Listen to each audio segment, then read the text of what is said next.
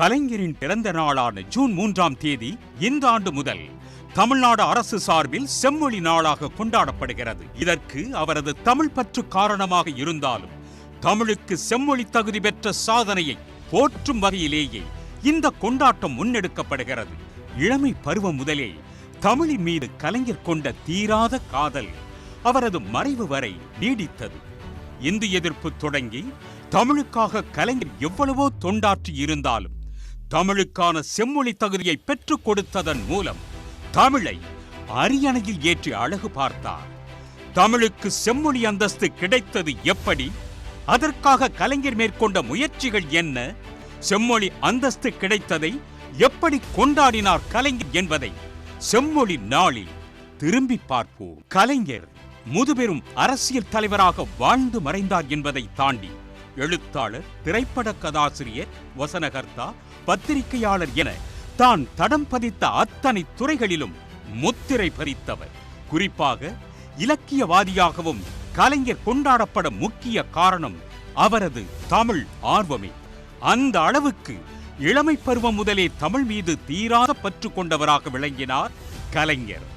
பள்ளி பருவத்திலேயே கவிதை எழுதுவது, நாடகம் நடத்துவது, பேச்சு போட்டிகளில் பங்கேற்பது போன்றவற்றில் கலைஞர் ஆர்வம் காட்டினார். 8ஆம் வகுப்பு படித்தபோது பள்ளியில் நடைபெற்ற பேச்சு போட்டியில் கலந்து கொண்டு பேசினார்.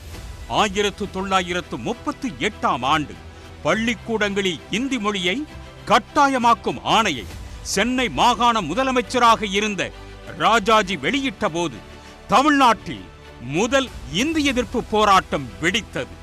அப்போது கலைஞரின் வயது 14.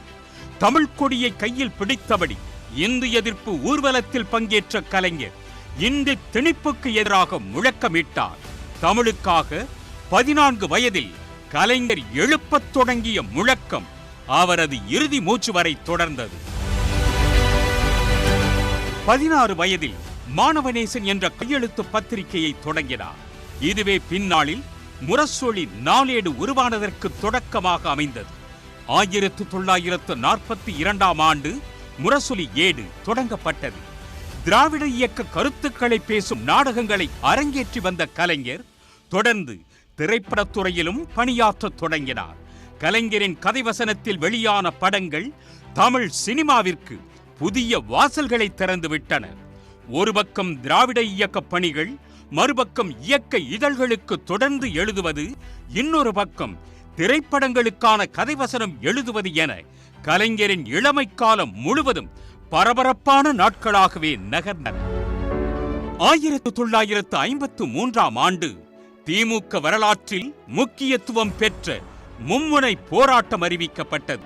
ஜூலை 15ஆம் தேதி போராட்டம் நடைபெறவிருந்த நிலையில் அண்ணா, நெடுஞ்செழியன் போன்ற தலைவர்களை காவல்துறை கைது செய்தது. கள்ளக்குடி போராட்டத்துக்கு தலைமையேற்றிருந்த கலைஞர் ரயில்வே நிலைய பெயர் பலகையில் டால்மியாபுரம் என்ற பெயரை மறைத்து கள்ளக்குடி என்ற போஸ்டர்களை ஒட்ட தீர்மானித்தார். போஸ்டர்களை ஒட்டச் செல்லும் போது கைது செய்து விடலாம் என போலீஸ் திட்டமிட்டிருந்த நிலையில் கலைஞர் தலைமையிலான தொண்டர்கள் தண்டவாளத்தில் தலை வைத்து படுத்து ரயில் மறியல் போராட்டத்தில் ஈடுபட்டனர். வலுக்கட்டாயமாக கலைஞரும் 5 தொண்டர்களும் கைது செய்யப்பட்டனர். எழுத்தாளராக மட்டுமின்றி களத்திலும் நின்று தமிழ் மொழி மீதான தனது பேரன்பை வாழ்நாள் முழுவதும் நிறுவியவர் கலைஞர். 10 நாவல்கள், 6 வரலாற்று நாவல்கள், குறளோவியம் முதல் தொல்காப்பிய பூங்கா வரை 6 உரை ஓவியங்கள், 9 கவிதை நூல்கள், 25 கட்டுரை நூல்கள், 16 சிறுகதை தொகுப்புகள், நெஞ்சுக்கு நீதி என 178 நூல்களை எழுதியவர். நாள்தோறும் உடன் பிறப்புகளுக்கும் கடிதங்களை எழுதிக் கொண்டே இருந்தார். இதற்கிடையே 60க்கும் மேற்பட்ட திரைப்படங்களுக்கு கதை, வசனம், பாடல்கள் என பங்களிப்பை தமிழ் இலக்கியத்துக்கு கலைஞர் வழங்கிய கொடை அளப்பரியது. பத்திரிகை, இலக்கியம், சினிமா, தமிழுக்கான போராட்டம் என தொடர்ந்த கலைஞரின் கைகளில் தமிழ்நாட்டின் ஆட்சி அதிகாரம் கிடைத்தது. தான் முதலமைச்சராக பதவி வகித்த 5 முறையும் தமிழுக்காக அவர் செய்தது ஏராளம். தலைநகர் சென்னையில் வள்ளுவர் கோட்டம் தொடங்கி குமரிமுனையில் வானுயிர கம்பீரமாக எழுந்து நிற்கும் வள்ளுவர் சிலை வரை ஏராளமான பண்பாட்டு அடையாளங்களை உருவாக்கி தந்தார். தமிழுக்கு செம்மொழி தகுதி வேண்டும் என்ற நெடுநாள் கோரிக்கைக்கு செயல் வடிவம் கொடுத்தவரும் கலைஞர்தான். தமிழை செம்மொழியாக்க சூரியநாராயண சாஸ்திரி என்கிற பரிதிமார் கலைஞர் அவர்கள் வைத்த கோரிக்கை பூத்து காய்த்து பழுத்து அழுகிவிடுமோ என்று அஞ்சியிருந்த காலத்தில் மத்திய அரசு தமிழை செம்மொழியாக அறிவித்தது அப்படின்னு ஒரு கட்டுரையில் வந்து அந்த அந்த பின்னணியில் வந்து முத்தமிழறிஞர் கலைஞர் எழுதியிருந்தார். அது வந்து அப்படின்னா நீங்கள் பாருங்கள், 150 ஆண்டுகான தொடர் வேண்டுகோள் அப்படிங்கிறார். அதுக்காக பலரும் இதை பற்றி தங்களது தொடர்ந்து பதிவு செய்து கொண்டு வந்தாங்க. மறைந்த மன்மோகன் சிங் தலைமையிலான ஐக்கிய முற்போக்கு கூட்டணி அரசில் திமுக அங்கம் வகித்த போது தமிழை செம்மொழியாக அறிவிக்க நடவடிக்கை எடுத்தார் கலைஞர். ஐக்கிய முற்போக்கு கூட்டணி அரசு முதல் முறை பதவியேற்ற போது நாடாளுமன்றத்தில் உரையாற்றிய அப்போதைய குடியரசுத் தலைவர் அப்துல் கலாம் தமிழ் செம்மொழியாக அறிவிக்கப்படும் என அறிவித்தார். இதைத் தொடர்ந்து 2004 அக்டோபர் 12ஆம் தேதி தமிழ் செம்மொழியாக ஒன்றிய அரசால் அதிகாரப்பூர்வமாக அறிவிக்கப்பட்டது. இதன் மூலம் இந்திய ஒன்றிய அரசால் செம்மொழியாக அறிவிக்கப்பட்ட முதல் மொழி என்ற பெருமையையும் தமிழுக்கு பெற்று தந்தார் கலைஞர். உள்ளவெல்லாம் தமிழ் நிறைந்திருக்கும் வேளை, ஊரும் உயிரும் தமிழோடு கலந்திருக்கும் வேளை, எதை பற்றி பேசினாலும் தமிழை பற்றி பேசிடும் வேளை, எதையும் தமிழோடு ஒப்பிட்டு பார்க்கும் வேளை என இன்று உலக அளவில் அறிஞர்கள் கூடிய விழா எடுக்கும் பெருமையை பெற்றுள்ளது. இதைத் தொடர்ந்து 5வது முறையாக தமிழ்நாட்டின் முதலமைச்சராக பதவி வகித்த போது 2010ஆம் ஆண்டு கோவையில் மிக பிரம்மாண்டமான முறையில் உலகத் தமிழ் செம்மொழி மாநாட்டை 5 நாட்கள் நடத்தி காட்டினார். செம்மொழி மாநாடு தொடர்பாக கலைஞர் வெளியிட்ட அறிக்கையில் ஐக்கிய முற்போக்கு கூட்டணி அரசின் குறைந்தபட்ச செயல் திட்டத்தில் தமிழுக்கு செம்மொழி அந்தஸ்து என்பது இடம்பெற்ற போதே ஒரு முக்கியமான கட்டத்தை எட்டிவிட்டதை உணர்ந்ததாக தெரிவித்தார். 2004 ஜூன் 7ஆம் தேதி நாடாளுமன்றத்தில் தமிழுக்கு செம்மொழி தகுதி வழங்கப்படும் என குடியரசுத் தலைவர் அப்துல் கலாம் அறிவித்தது தமிழர்களை மகிழ்ச்சி கடலில் ஆழ்த்தியதாகவும் குறிப்பிட்டார். 2004 வந்து பொது தேர்தல் நடந்தது. மன்மோகன் சிங் பிரதமராக தேர்ந்தெடுக்கப்பட்டார். அந்த தேர்ந்தெடுக்கப்பட்ட சூழலில் வந்து ஒரு யூபிஏ என்று சொல்லப்படுகிற அந்த புதிய அரசு செயல்படுத்த வேண்டிய குறைந்தபட்ச திட்டம், காமன் மினிமம் ப்ரோக்ராம், தமிழ் மொழி செம்மொழியாக அறிவிக்கப்படும் அப்படிங்கிற ஒரு குறிப்பு வந்து அதில் சேர்க்கப்பட்டிருந்தது.